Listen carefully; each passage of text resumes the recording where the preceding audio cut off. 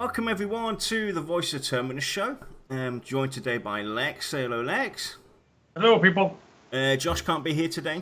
He's out doing real life stuff. And we're joined today by Captain Flint. Say hello, Captain Flint. Ahoy, mateys. How you doing? So today's show is player Q&A, and we were happy to get Captain Flint on board to answer some questions and go through them with us today and talk a bit about Pantheon and himself. So Lex, you want to go and start it off? Sure. So, tell us a little bit about your gaming background. Oh, well. So I'm old, to start with. Older than I look, I like to think. But no, I started gaming originally on an Atari 2600. The one with the big blocky cartridge and the 3 switches either side. Playing games like Adventure, and then some racing game. We had like a twisty controller to play with. Oh God, I used to love that thing. And the indestructible joysticks. They're playing the winter sports, and you literally couldn't break that thing. I nearly broke my hand many times, but never the joystick. Through there, we moved to a Commodore 64, and I actually had to go at writing BASIC on the Commodore 64. I could never figure out what a syntax error was. I didn't know what the word syntax meant, but this was when I was very young. Through an Amiga, different levels of Amiga. So we had a 600, 1200. I think we had a 500 at one point as well, which was the mini version. And then finally onto PC. I grew up playing games like Monkey Island, and all the other LucasArts games, basically. But then I was in the military for a number of years, and when I was in posting in Canada, I got myself a laptop, and I picked up a game called The Realm, which is my first graphical MMO. Okay. It was a side-scroller 2D point-and-click adventure MMO style with turn-based combat, but that's what really got me into MMO communities. It got me into making my character look cool. I've been a visual hog on what my character looks like ever since. And then I picked up, bear in mind, I was playing this game in the middle of the prairie in Canada over a 2600 baud cellular modem. I got a card that plugged into the laptop that plugged into my little cell phone. And I was playing this game with that in the middle of the prairie in Canada, which was fun. And then I picked up EverQuest. And I guess you know where that leads to. But since then, I played pretty much every MMO. I played pretty much every MMO for the next 5 years or so until the explosion happened, when there's just too many different MMOs to try. And up until now, where I mostly play strong storyline games, good puzzle games, and another game that's in early pre-alpha development, a game called Star Citizen. So I'm well accustomed to the long wait, nice, as it were. But yeah, there's the potted history of my gaming. All I gotta say is nerd props for the old school modem gaming. Yeah, people don't realize how much of a pain that was. Yep, that little dial-up. Yeah. Sorry, it was a 9600 board. It was nice. Yeah. Yep. It was good enough for that sort of game, and maybe MUDs, but nothing more powerful. And in fact, the first kind of higher speed online gaming I did, we played StarCraft when it first came out. Oh, okay. So one of the first games I bought when I got my first laptop, and we had a big mechanics workshop that had an office on each end and had an internal phone line. So we ended up dialing up from one office to the other office across the internal phone line, using the internal modems to play StarCraft against each other across the workshop. It was awesome. Pretty cool stuff. Our first ever LAN party. But hey, kudos for Monkey Island. Which was your favorite? So that is a very difficult question. So Monkey Island was one of the games that I would puzzle over for weeks, if not months, and wait with trepidation for the next installation. But also, I was a massive Half-Life fan, which got me into kind of the story-based FPS type deal. So between Monkey Island, and Half-Life, and then basically all of the LucasArts games. So your Indiana Jones games, Sierra as well, Sierra Online. So they at the time they were publishing the Realm, but also like the King's Quest series. I played pretty much anything I could get my hands on at the time. So nice. It was fun. Yeah, So a lot of names are coming back to my memory. I'm just like, oh my god, I forgot about that game. Yeah, definitely. So what's got you interested in Pantheon? So Pantheon, as I mentioned, I was an old school EverQuest player, and I hadn't actually heard about Pantheon at all until I saw Ko doing one of his developer streams.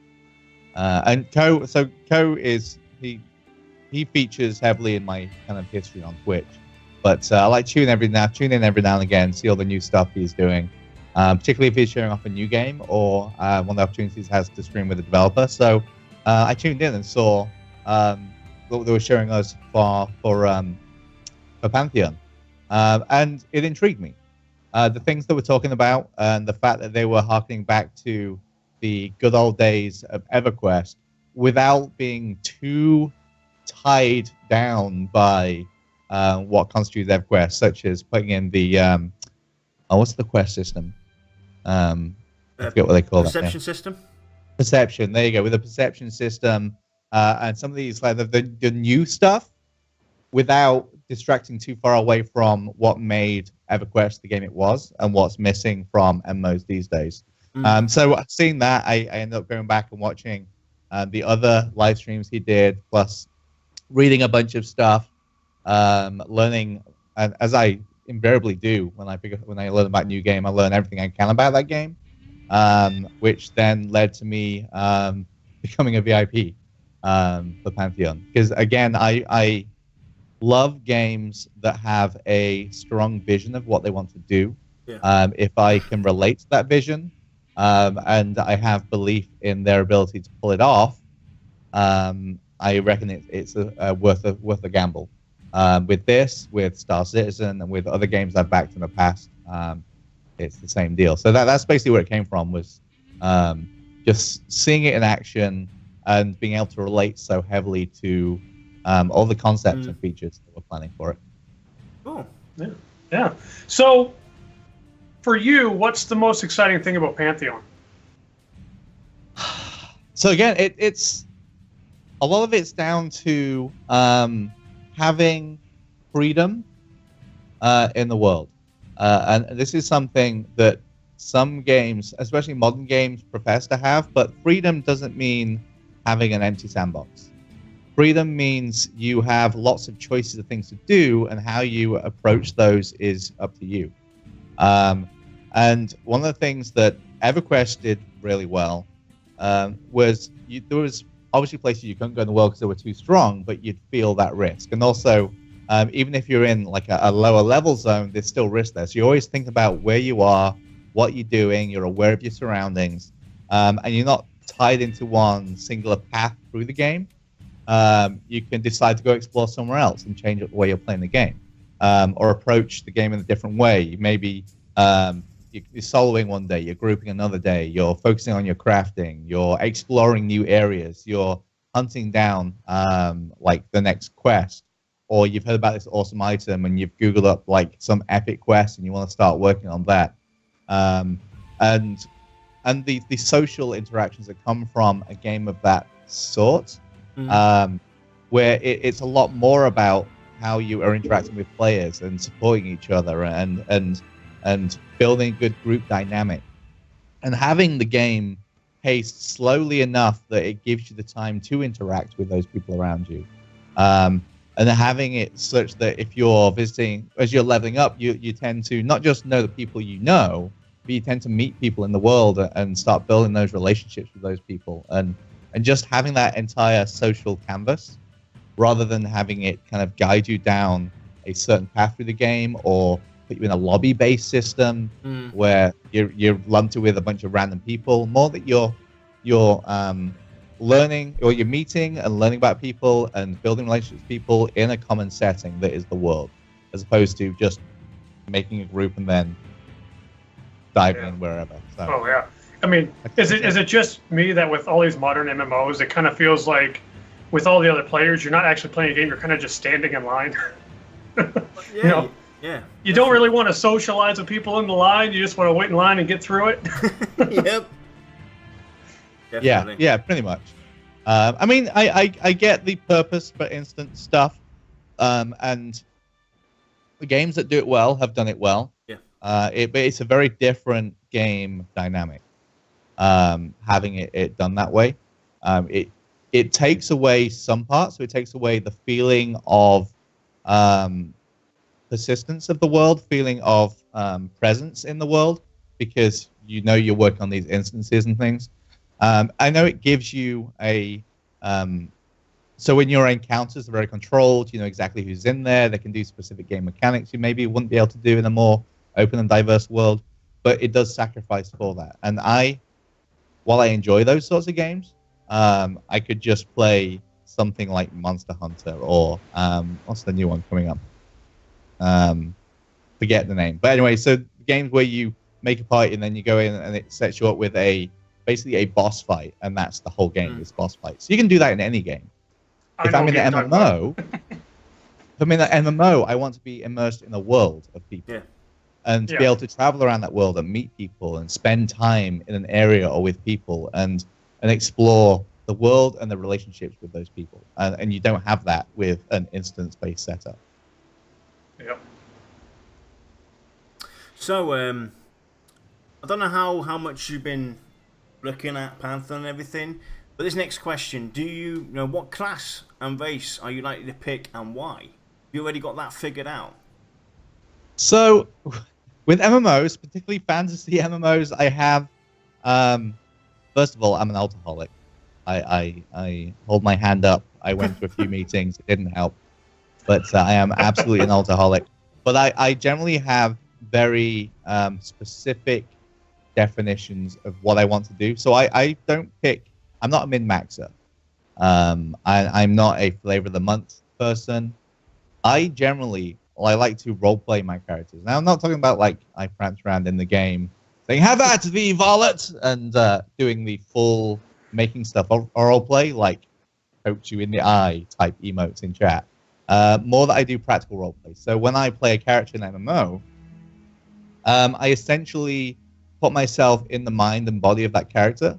I have some preconception of where that character came from, what his purpose is in the world, and then I make my decisions what I'm doing in the game based on what I feel my character wants, needs, or wishes to do in the world. And because of that, I have a couple of different characters depending on my mood. Most commonly, in fantasy MMOs, I will play either a human, because I can relate more directly to that character, or a dwarf, because I relate more to that personality. So I probably will end up being a dwarf. And also I have I typically always fall back on being some form of defensive, supportive character who gets stuck into the fray. So it'd either be a paladin or a warrior as my first character. And that's generally my staple. So I'm... So don't hit me here, but I kind of tipped you for a dwarf. Don't ask me why. Yeah. It's the beard. I don't know. It is the beard. And I can put on a pretty good dwarf voice if I need to. But yeah, so generally a dwarf paladin or dwarf warrior. But I also like to counter that with having more of a sneaky character. So I'll do like a human ranger or a human thiefy type. I think within Pantheon, I'll be looking like a ranger or a rogue. But then I gotta have my Gandalf-esque character, so a wizard old guy with a big grey beard throwing magic around, and that could be any of the caster classes. But I think to start with, I'd probably end up being like a dwarf paladin, and I particularly like paladin because generally in games you're tough enough that you can tank if needed, strong enough that you can get up and mess people up, but also because you have all the supportive spells, you're able to kind of help people out on your road. So someone's like injured or hurting, you can heal them up, you can protect them, defend them. So I like the diversity that brings, while still having a pretty solid focus on just getting up in someone's face and smacking them. So I think that's probably going to be the primary, and then we'll see where we go from there. I'll probably end up with one of almost everything, if I'm honest. But that's a starting point. I'm sure everyone that is used to our show is expecting me to make a comment about a paladin, but I'm gonna be the adult and not say anything this time. Not gonna say anything about paladin. But that being said, what your favorite race and class is, what's your least favorite? Race-wise, I would probably say not that I dislike the races, but that I would be less likely to play, and those are the more bestial races. So, your Scar, and possibly the Ogre, because I don't relate quite so well. Now, if I was going to roleplay something, I'd probably go for an Ogre over something else. But I can't picture in my mind how I would play a Scar. So I don't think I would go down that road. It does pose a little challenging. I'd be like this all the time, going like this, trying to clean my teeth or something like that, or scratch myself on all the spikes. Yeah. Well, you know why Scars are so angry, right? You try hugging someone with all them spikes. Fair. They also look a bit scrawny. Yeah. As a dwarf, I appreciate the stout. They do look a little lopsided. They look very scrawny from the waist up, but they look a little too thick from the waist down. But yeah, they look mean and nasty. So it's my cup of tea.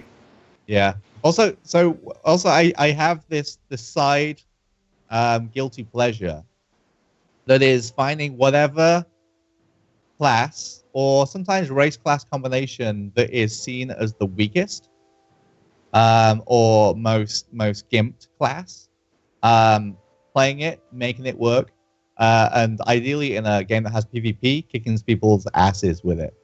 So I remember in Dark Age Camelot, which is one of my favorite MMOs historically, and I've had the most awesome experiences in Dark Age Camelot, particularly in RVR. But there was a class, the Kabbalist, which was a summoner class, which was based on golem summons and damage over time spells, and it was seen as being too weak because people thought, damage over time spells, they take too long to kind of kick in, or they didn't appreciate the disease abilities. But essentially they saw it as a weak class, both in PvE and in PvP. So I took that class, and I pioneered a technique that allowed the Kabbalist to level from, so the thing was 60 levels, so level from level 51 to 60 in the matter of hours, because I could solo an entire large spawn of creatures using the area effect damage over time spells, essentially doing a kite killing. So I proved that they were wrong in the PvE side. Also, I could single solo between my golem and my spells, almost any creature in the game. But then in PvP, because you had area effect disease, which slowed people down and halved their healing, and area effect damage over time plus strong single target damage over time. Are you familiar with Dark Age Camelot? Oh yeah, definitely. So I managed a one-man relic keep defense against around about 300 people. And I managed this because I managed to get inside the keep, and then cycled my damage over times across the entire crowd, hopping to different barricades.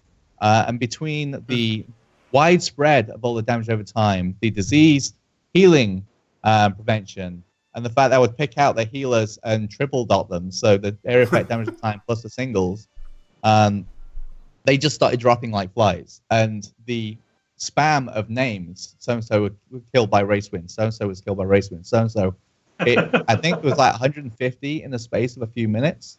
And I just started getting messages from everyone asking what the hell's going on. And at which point I was like, there's a relic keep raid going on. Want to help maybe? So by the time everyone turned up, though, they'd retreated and buggered off. So I was the first ever solo relic keep defense. This was way before they changed the RVR zones and stuff. It was in the original Old Frontiers. But But yeah, again, just taking something that's seen as weak, figuring out strategies and tactics to make the most of their strengths, and then rubbing it into people's faces. The little guilty pleasure of mine. Nice. There's nothing wrong with sticking up for that little guy that always seems to be, forgotten about by the devs, and everyone seems to really just, look down on it. Yeah, and the way I say it, the devs generally don't forget about people, characters like that, but they maybe have a vision of how they should be used, and people, being people, generally use it in whatever way they feel like, but sometimes they miss the intended purpose. Exactly. Finding that purpose. Wow, somebody that finally actually even has that sense. A lot of people seem to forget that some of these games are, the designing of a game, there's reason behind it, but we as players, we've kind of like broken the system. We created it, in our own way. It's like with EverQuest 2. I've always, advocated this, that the original sense of EverQuest 2's raiding was designed completely different to what we took it. We took it to the point where Guardians would be the main tank and that was it, but the game was originally designed to have all 4 tanks in a raid zone, because you had poison, arcane, physical damage. So you would have your Berserker, your Guardian tank, one named, you'd have this SK tank the other, you'd have the Monk tank another one, and so forth. But we all take it, we took it completely in a different direction. That's what happens most of the time. We find ways, the flavour of the month, for instance, it's another concept designed by us, the players. We're the ones making these flavours of the month and making, we're going to take this game a complete different direction than what it was intended originally. But then obviously it's going to be hard for developers to kind of find a workaround and give that love back to that character that it's meant to have, because it's been so broken by the community itself that it's going to be hard to kind of fix it. And then that's when this unbalancing starts to happen. People start raging because they seem to forget, hey, we actually caused this problem. Oh yeah. I'm certainly not over proud to where I wouldn't admit that my perception of a class in a game has been wrong. And I did not play it and I didn't enjoy it because I didn't perceive it in its correct light. Right. I think that happens a lot to people and they just don't even realize it. Yeah. I mean, I do like figuring out those mechanics and stuff. Another claim to fame, just to polish my own bell a little bit more. I actually led the first ever Dragon Kill raid in EverQuest, not EverQuest, in Dark Age Camelot. Oh, nice. It was on the test server. It was a 3-realm effort, so we were testing out Gold Stand, one of the first dragons when they got released, and they had a test session, and they had all the realms working together, and we'd failed twice. At which point I got frustrated and started shouting at everyone and kind of pushing everyone around and giving them an idea of like how we could possibly do this. And people started listening. So we got kind of set up in a 3-way pincer. I forget exactly what the mechanics were we had to fight around. But yeah, ultimately we managed to take down the dragon. And it was the first confirmed, not live server of course, but it was the first confirmed kill of the dragon, which was pretty cool. But yeah, figuring out the mechanics of those encounters and figuring out the way to use the strengths of the resources you have available to defeat those stuff is pretty cool. So, going back to the questions, if you had to choose between the two, which one would you pick and why to have to play? Would it be your least favourite race or your least favourite class? Probably the least favorite race, because I mean, the race limitations aren't quite so severe as having to play the game a completely different way. Now that being said, being forced to play the game with a class you aren't otherwise enamored of could encourage you to experience some things you otherwise wouldn't, and to rethink the way you play the game. So that could be cool, but just in case that went badly, I'd probably just go for a mismatched race and kind of deal with it. Be the ugly kid at the party. So, in terms of mechanics, what are you mostly looking forward to?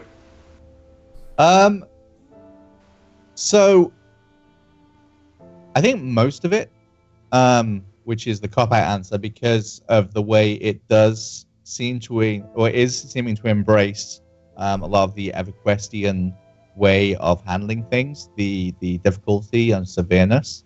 But going more specifically to the things they've talked about, I like that they're going for some pretty interesting AI mechanics that will affect the way you approach encounters, for the reason we just discussed around being able to figure out the mechanics of things. But specifically, I'm interested in the perception system, was it? Yep. Because I love the idea of, like we were saying earlier, about having a flat sandbox versus a toy box of things to do, and having no specific direction in how you approach that. If you have a world that's completely empty, it could get dull pretty quick. But if you have a world where you know wherever you go, you might encounter someone that maybe needs your help, or maybe leads you into a quest line, or maybe gives you something interesting to do.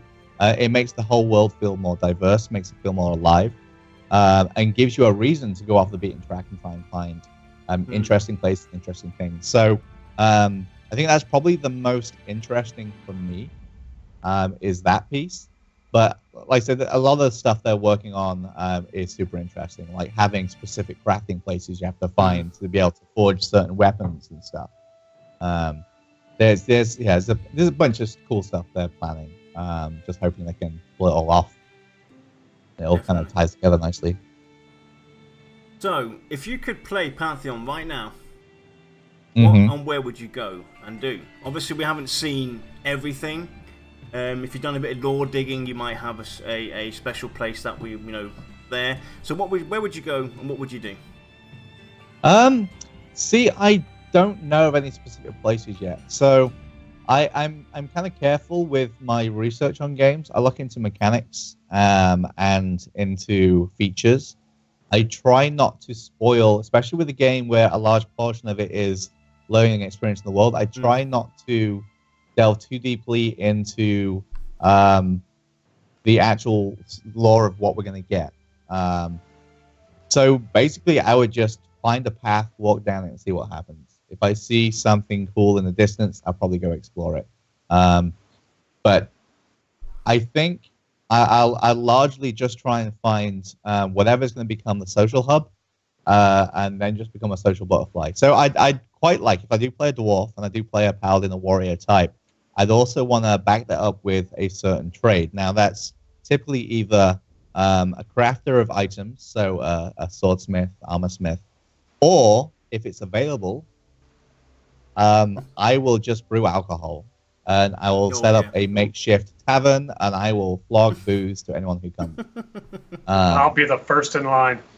So that definitely interests me. And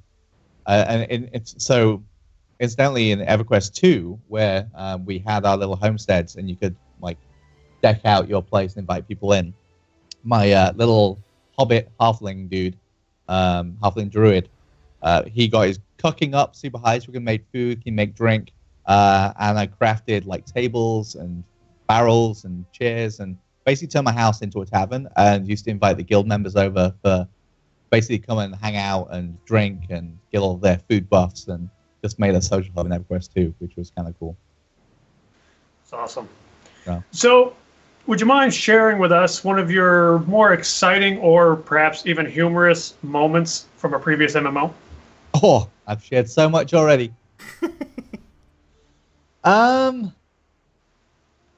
Tricky.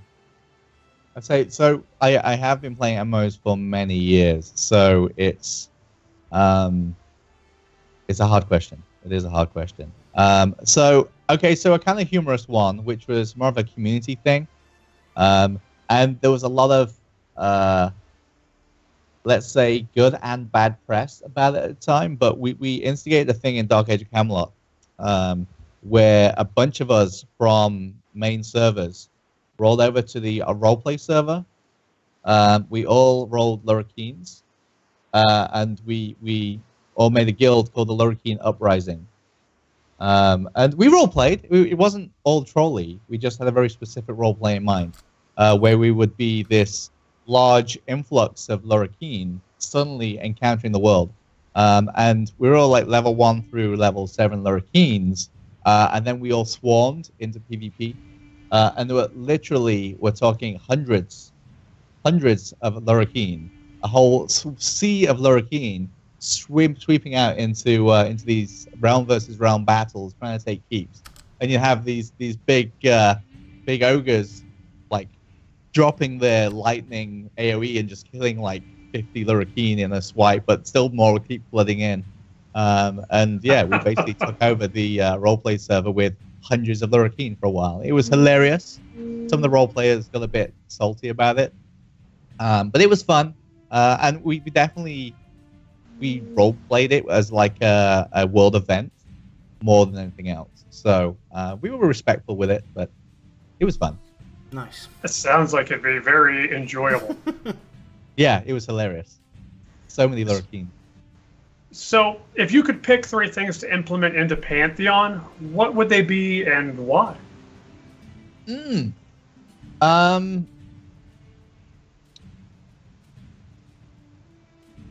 So it would be nice to be able to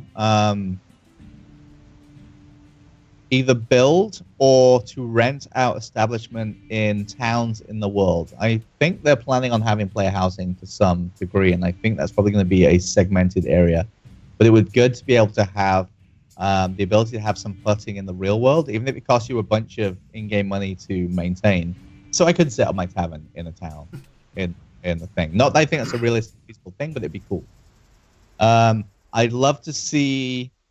I know they're kind of planning, but having rarity of items such that there are certain named goods. And that's one of the things I love from EverQuest. I didn't like the camping as much when you had to spend literally days camping a spot, but I did like that there were rare, powerful items that had names, that those names and those items became almost characters in the game. Because of the prestige behind them. And because they're these all-powerful special things. So I'd like to see that. I'd also like to see a dynamic element put into the world. So we're talking world events. Ideally, if they're able to actually change the topography of the world as a result of those events. So let's say a meteor strike in a certain part of the world. Suddenly that zone's changed because a part of the zone is going to be hit by this massive meteor. Maybe it introduces new creatures into the world for a time that take over that area that the community has a community goal to fight against, to push back. Maybe also that meteor has rare resources that you can mine once you've taken those out. But having these community goals and things that encourage the players to work together inside the world are massive. There was a game a long time ago, I think it was called Horizons, another MMO, where you could play a dragon. Yep. But that game was massive about the community goals. So they had, for example, a cave, and the whole community came together to mine through that cave and fight off the creatures that attacked while they're doing so. And ultimately, when they broke through, it unlocked a whole new area in the game world. Likewise, I have various areas be attacked by armies of whatever creatures, undead or whatever, and then the players would come together to fight them off. So those sorts of dynamic events would be amazing, and if they could affect the world as well and leave their mark, then even better. Nice. Yeah, that was one of the things that I really liked about Horizons. It's a shame that game never really caught on. Yeah. I think they kind of oversold themselves a bit as well. I remember the first time I saw Horizons, talking about these massive magic you could do with mages summon these massive demon balls and throw them around. But in the game, we actually just got a little fizzle spell thing. Yeah. That was basically, they came around the time where it started, this influx of MMOs is when they started coming around. I think that didn't help them out as well, because I played the closed beta. I was one of the lucky ones to get into closed beta at that time. Nice. And it was really just the wrong time, I think, for that game to come out. It's, a year earlier, it might have made it. kind of thing, because that was when everything just started going in all directions. You know, all these clones of World of Warcraft coming out, and everybody trying to get a piece of the cake, and it was insane. It was definitely insane. Yeah, A shame. It was looking prosperous, but I think how long did it last? It didn't last that long, did it? I think a year. Well, it lasted a little while, and then it disappeared, and it came back again as a re-release, and then it kind of faded out again. So it had a good concept. It had a novel idea with the dragons and the hordes that you could amass and stuff like that, but it just fell over a bit on the implementation, I think. Yeah, it's one of those. It goes back into the pile of over-promised. Yep. Under-delivered. Yeah. So, what is your number one thing from the game tenants that stand out, and why?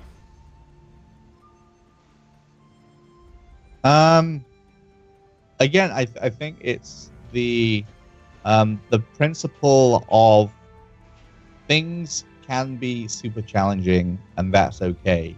You may have to bring friends, that's okay.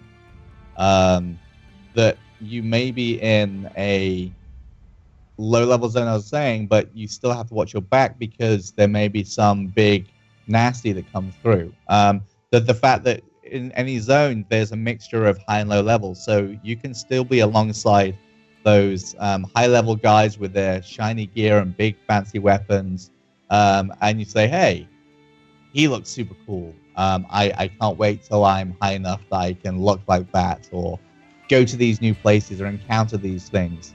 And I like that progression over some games where was one of three things happen. Basically, either it's so linear that you never see anyone outside of like 5 levels of you, or if you're late to the game, the zones are empty, or they try to make you feel too powerful too soon. So you're destroying everything, but then there's no sense of achievement or no sense of challenge. Or they sell you like visual items to make you look like you're badass when you're not even close to. Yeah. I like the fact you start off as a humble guy in rags with a stick, and that you fight hard and you learn as you go and you have something to aspire to, and ultimately you achieve those things, but you achieve them through blood, sweat, and tears. So I guess that's kind of the core tenet of the game. That answers the question sufficiently. So, what is your number one thing from the Pantheon difference that you want to see in-game the most? Pantheon difference? How do you mean? Well, they have the game tenants, and they've got the Pantheon differences. I'll go and give you a quick, brief rundown of what those differences are, and then you can. It's almost like their unofficial pledge, in a way. Okay. So you've got basically an MMM evolved atmosphere climate system, spells and abilities, dynamic NPC encounters and groups, NPC dispositions and behaviors, colored mana system, progeny system, situational gear, and the perception system. Got you. Yes. Yeah. Okay. Yeah. I'm seeing an actual list of tenants now. Sorry, I completely misunderstood that question. No worries. But yeah, engaging world, I guess, would be the one from the tenants. From the differences, then, again, all very cool stuff. I love that they're putting in a kind of climate system, which again goes into the engaging world. I used to work on an indie MMO project, which is kind of similar, and we had we changed it from PvE to EVP, as in the world is probably more likely to kill you than you're likely to kill anything in the world, because of having atmospherics and stuff like that. So that is a large piece, but mostly it's about dynamicism. So the dynamic NPC can counter groups. I think is probably going to be one of the big ones. And then the perception system. So having it so that it's not quest hubs, it's not like specific quest lines, it's you encountering things in the world that are going to lead you on little side journeys. Cool. Just one thing to note to VR directly. You need to add something to the Pantheon difference. Guys, it's missing. The acclamation system has to go up on there. So will that go That's true. within the atmosphere system? The climate system? Well, that's kind of, but the way the acclamation system itself works could be a separate entity. Because if you read through the atmosphere and climate system itself, they're talking about how that would kind of interact with spells, and you've been able to change from a lightning strike to a lightning bolt or whatever, or a fireball to a fire hazard kind of spell. That's how that's kind of interclining there. And with the acclamation system, they could go multiple ways with that. It's a way to get used to the environment itself, from the individual cultures, the individual areas. So you get used to that hot, cold, heat, even poison, and so forth. So they mentioned that in the situational gear section. Items protect against climate/atmospheres, areas of extreme heat or cold, disease, or absolute darkness will often be important. So I guess they're kind of lumping that in there. Yeah. But it'd be good to have a call out for the acclamation system. Definitely be good. Yep. Yeah. So, let's say you had a chance to spend one day with someone from VR. Who would it be and why? So they have a lot of amazing people there, and ultimately I like to spend time with all of them. Even the community people, they do such a great job. If only just the tip of beer. But to spend time, because like I said, I've worked on MMOs in the past. I've been among MMOs for most of my gaming life. I can wax lyrical about game systems and theory, talk about concepts for days. So I'd love to sit down with Brad, and because he has such a strong vision of what he wants in a game, and has lots of great ideas about things. I'd love to have a lengthy discussion, both to kind of to delve into his mindset on those ideas, but maybe challenge him on a few points as well, and see where that conversation could go. So I think that'd be a really interesting conversation. Absolutely. Nice. And we already covered the next one. Yeah, we already kind of got that one at the beginning. Yeah. So we know you're an alcoholic. Let's go and initiate. Are you main for game or an alcoholic? Yeah. So I did missed wonder that I waxed lyrical significantly. It's a stream of flaw. There is nothing wrong with that. But yeah, no, I generally have a main. It's just my concept of main may or may not change on a daily or hourly basis. So yes, I'm a massive alcoholic. I like to try a few things. Ultimately, I'll pick one and drive that through. But I like to dabble. A part of that is, as we talked earlier, I like to understand how things work, how people work together. So I like to experience to understand. So if I'm wailing on a healer and how he's doing a terrible job at healing, I should be able to back that with some experience on how to be a healer and how those mechanics work. Same with rogues, like know how to be sneaky, know how to best use the tools at my disposal, which requires experience of those things. Plus, variety is the spice of life, right? You got to keep things fresh. So I'm a serial mainer, I guess. Nice answer. So, we all know that there's a bunch of different types of games, or sorry, not games, but guilds. You know, some that focus on PvP, some on PvE, some raiding, etc. What's your personal preference when it comes to a guild? That's a hard one. So I've never been a hardcore raider, despite everything I've said about loving to figure out mechanics and having led raids and all the rest of it. I'm not. If that was my everyday, it would just bore the snot out of me. So basically, I prefer more casual leaning guilds, insofar as ones that just want to experience everything the game has on offer, that has groups within that are so well meshed, they get on so well that they can turn that cohesion to anything. So you could take a group of people, they're good at the game, but they're not crazy hardcore. You could decide to go and do a raid, and between them individually being good at the game, the cohesion, and a bit of strategic thinking, we could smash raids that would normally be done by hardcore raiding guilds. So having those options, but not being beholden to any specific thing. Just fun, friendly communities that want to get the most out of this hobby we call gaming, really. Nice. Let's go in a bit more into your streaming life a bit. So Okay. tell us how you got into it. How did you get into streaming?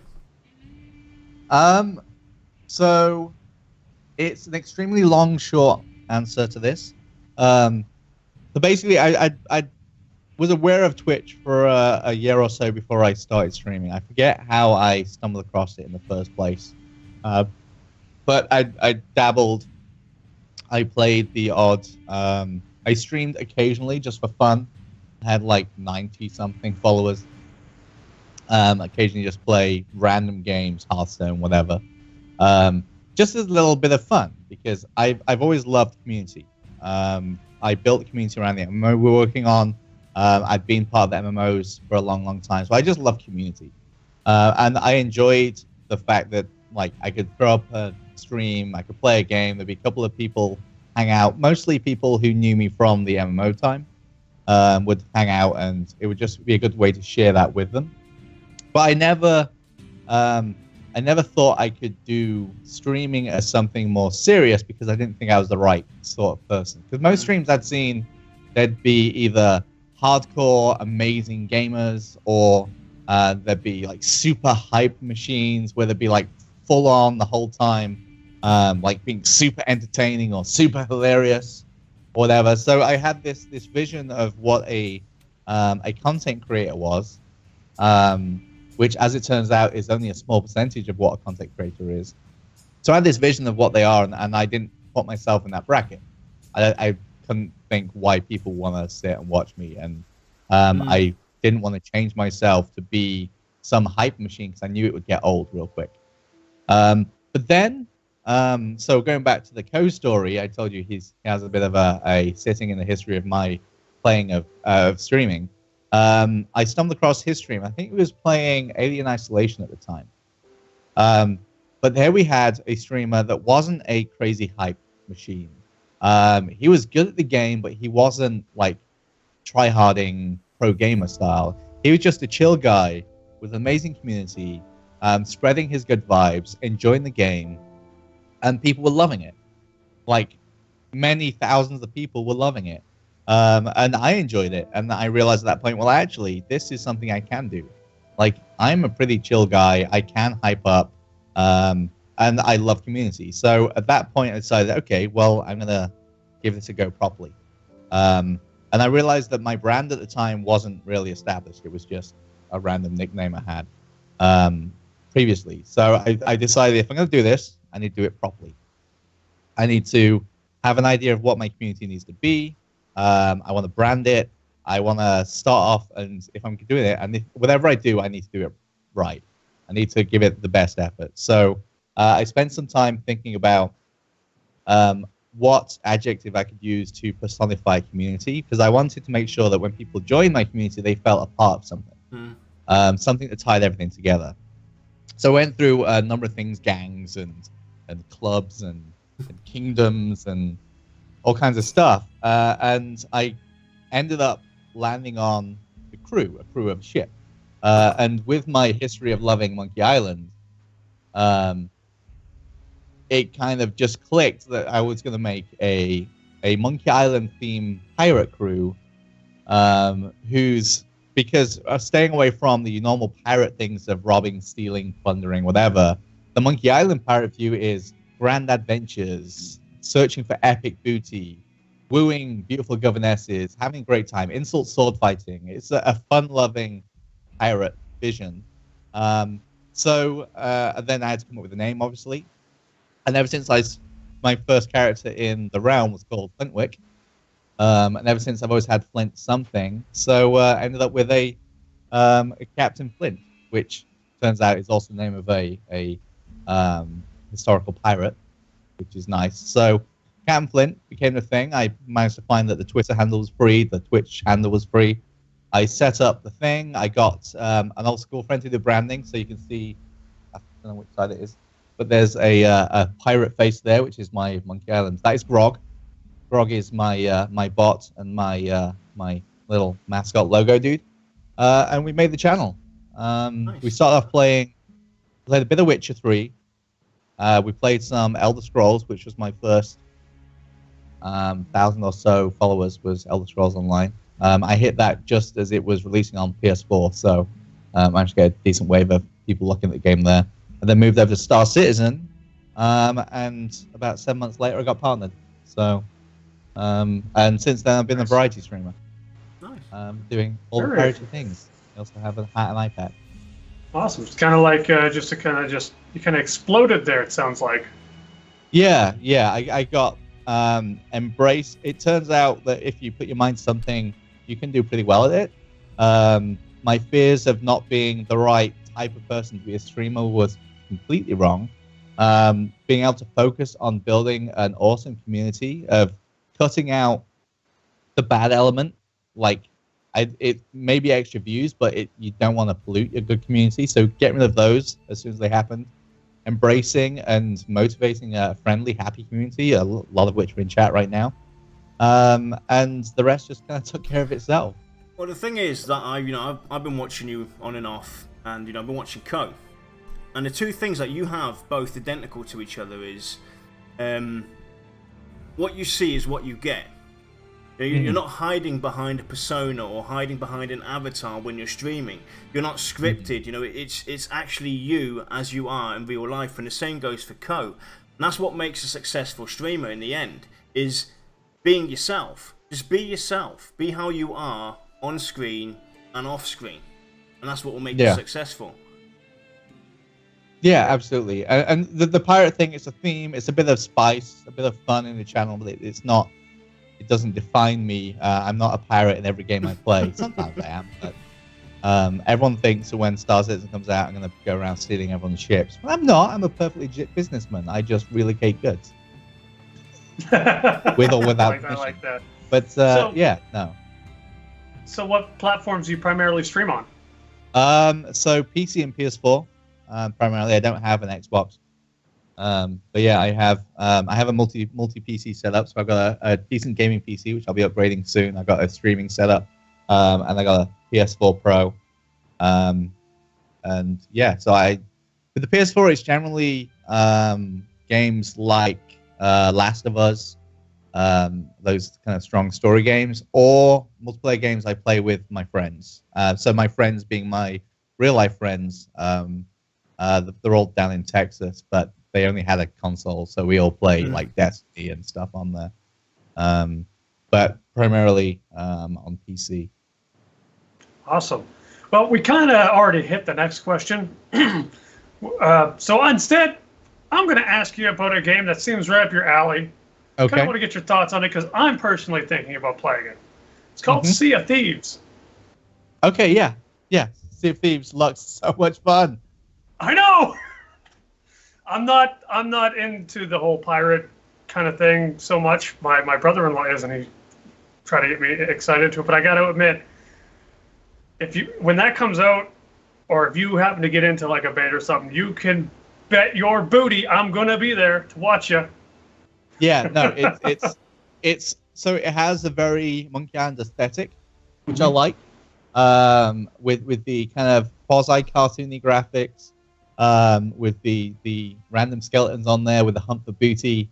I love any game where you're essentially multi-crew. So you have a ship, and you have all of your friends running around that ship. You're working together. It's a lot around teamwork, and yeah. So it appeals to me on many levels. So I'm very interested to see how it turns out when we get to play it. I mean, I know it's going to be fun short term. I just hope it has like legs and depth.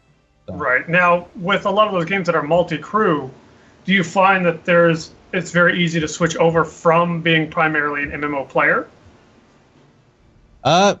So yes, but it's depending. So I mean, multiplayer versus MMO. I like the entire gambit of gaming. I've got to say. I mean, I always enjoyed like single player story games. Now I have to say I enjoy it more when I'm streaming because I'm sharing it with people. I think that's generally is the MO of my gaming. Is if I'm sharing an experience with people, I'm having a better time. An MMO gives you a massive aspect of that. But if it's you in a crew with people, if there's some persistence to the world and encountering of other random people as well that you haven't Sea of Thieves, then it's still a pretty epic experience. What's that other one coming out from Ubisoft? Where yeah. That looks interesting as well. Yeah, I forget the name, but I do know the one you mean. It's basically like World of Warships, but with pirate ships. Yeah, that looks interesting as well. Yeah, and there's another one called Blackwake, which is already kind of out, which is interesting. And I actually had a hilarious stream where I went to Blackwake and I fully roleplayed the pirate. And I went from the first time I was playing, on the second match, the crew promoted me to the actual captain because I was essentially trying to take a ship anyway. And we had like one small portion of the crew telling me to shut up because I was being too obnoxiously pirate, and the rest of the crew telling them to get off the ship because the pirate was talking. The captain was talking. So that was hilarious. So role-playing a pirate in some cases is hilarious. But no. I think I've seen that video too. Yeah. So having it so that like multi-crew in an MMO is the like the golden prize. And that's it. So even so, I'm not a single game kind of guy. I'm excited for Pantheon, and I will play the crap out of it, time allowing. I'm excited for a bunch of the games. I'm obviously excited about Star Citizen, and that has the MMO and the multi-crew aspect. So I'm going to spend a lot of time in that.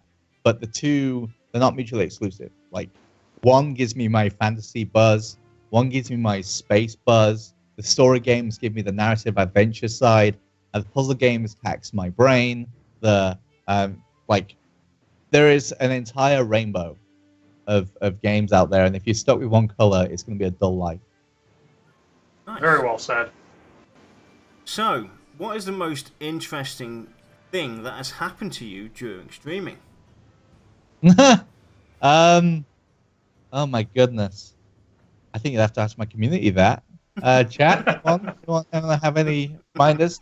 So, I once accidentally I had Skype running, and I forgot to turn it off for a stream. My dad called in the middle of a stream. That was interesting.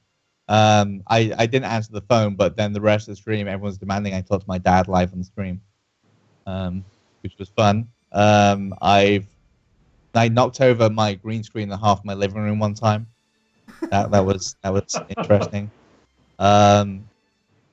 Generally derp around in games. Like, things happen in games, stupid stuff a lot. I'm not a pro gamer by a far stretch of the imagination. I'm generally good. I'm above average, but silly things happen a lot. So yeah, but thankfully nothing too heinous has happened. Like, nothing Twitch fails worthy that I'm aware of. Nice. No. I've also fallen asleep a couple of times at end 24-hour streams. But that's kind of normal, because I can't drink caffeine, so staying awake for that long is rough. Yeah. Oh, Super God, yeah. Yep, definitely. So, outside of streaming, what other interests do you have? Outside of gaming and streaming, what other interests do you have? Oh, all kinds of stuff. So I'm an experience hog. I love new experiences. Part of the reason why I moved to America, I'm ex-military, so I like being outdoors, hiking, camping, and the things you could do in the Pacific Northwest. It's beautiful up here. I'm doing a skydiving course next Wednesday. Oh, nice. Get my skydiving license, so make it a lot cheaper to do jumps. I used to ride motorcycles a lot. I haven't had one since I moved to America, but I used to shoot traditional longbow. I actually made my own longbow, 6'2" bamboo lemonwood longbow, handmade from scratch. That was cool. Lego, love Lego. Cook. I've actually done some cooking streams. I want to make amazing Italian meat. Yeah, I've seen video those. Yeah. And yeah, pretty much anything. I love doing things, new experiences. Now, don't get me wrong. I spend a large portion of my off-stream, out-of-work time crashed on the couch watching Netflix. But I do love new experiences and doing things. So, you name it, I will give it a try. Board games. Oh, I love board games. Like tabletop games. Getting a group of people around the table, like playing whatever random crap. Yeah, good times. Oh God, yeah. Mm-hmm. So when it comes to doing longer gaming sessions, do you have any sort of ritual? Stock up on snacks, go to the bathroom, drink a lot of water, let my dog out. No, I mean, I try to, if I'm planning, are we talking like a 24-hour or just a general long game? If you're session? like say you were just going to go with some friends and do a scheduled very long play session, do you have any little like kind of eccentric rituals or anything? No, not really. I'm generally just a turn up and go kind of guy. So yeah, no, I just generally turn up and go. I probably have some that I'm unaware of, that people who know me may point out, but no, generally I'm a turn up and go. But yeah, Battlestar Galactica, that is an interesting game. We actually did a sorry to take a little aside. We did a live stream playthrough of Battlestar Galactica. Nubsley in chat was there. We did it live from TwitchCon last year. We had 6 of us playing over the course of, it's probably about 8 hours. I know it's a long ass game. But we all role played as our characters. Oh wow! Nice. So we got fully in character. All the discussions we had were in character. And obviously, if you're not familiar with the Battlestar Galactica board game, 0, 1, or more of the people at the start of the game are Cylons undercover. And then halfway through the game, 1 or more will either become or remain Cylons. And it's a Cylon's job to stop you reaching your goal, which is, I forget the name of the planet, but it's like halfway to Earth. And everyone else is trying to make it. So you're trying to all cooperatively like get to the end point. Unbeknownst to you, some people are trying to sabotage you, and you got to try and figure out who they are. So knowing that there might be a Cylon but might not be, the game is more about the dialogue between you and the intrigue and trying to convince each other who's trustworthy or make someone else seem untrustworthy if you're the Cylon, or and it was perfect. The way the game played out, we couldn't have hoped for a more perfect turnout. I was a Cylon. And literally came to the very last round. If they didn't make that final jump, it would have been game over. So it was edge of your seat stuff. It was spectacular. So those sorts of experiences. Now that one took a lot of setup because we had to set up all the studio gear. We had like 4 cameras and it was crazy. But yeah. Generally, I just turn up and win. Nice. So we come to the most important question of our show. At the moment, we have somebody in the lead. I don't know if you've been watching us or caught any of our shows, but you've had the chance to hang out with us today. Josh wasn't here, couldn't be here. So who is the VOT host with the most?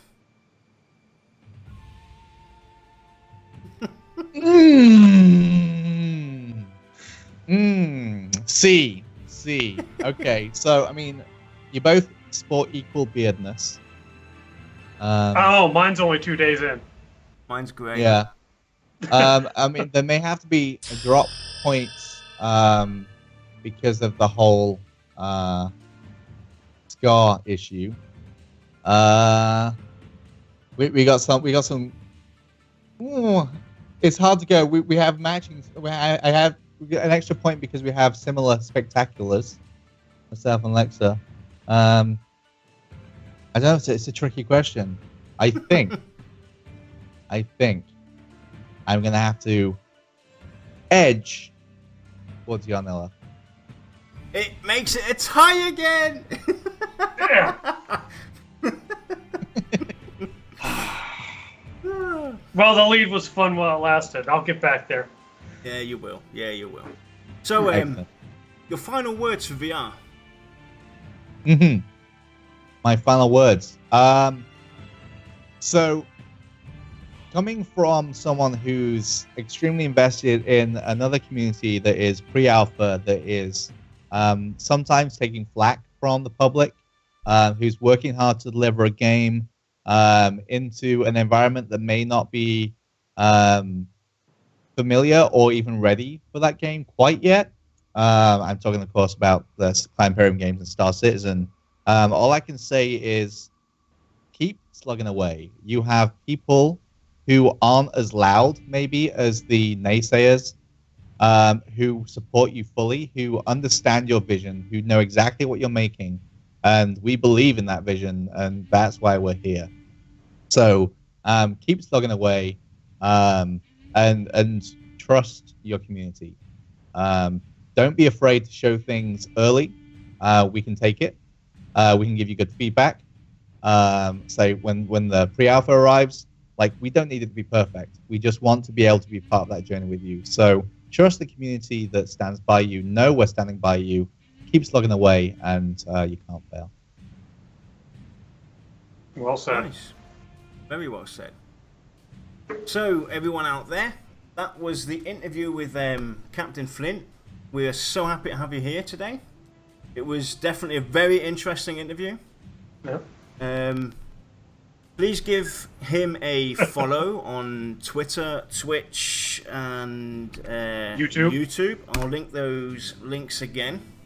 He's definitely a very interesting guy to watch, very funny. He's very original. Is probably the best way to describe him. And we will see you all next Thursday. I promised you all the August calendar. I know it was meant to be out at the beginning of the week. I haven't gotten to it. I admit I've been very lazy these past couple of days, weeks, enjoying the time off. But I will have that calendar for you, I promise, tomorrow, sometime in the afternoon. And then we'll let you know what show is, or what the show is going to be on Thursday, next Thursday. So with that, guys, that brings us to the end. We hope you enjoyed it. And with that, have a great evening, and we will see you all next Thursday. Stay tuned to Twitter for what it's going to be, or our Discord channel, to find out what the show is going to be about. Take care. Yahar! Have a grand adventure!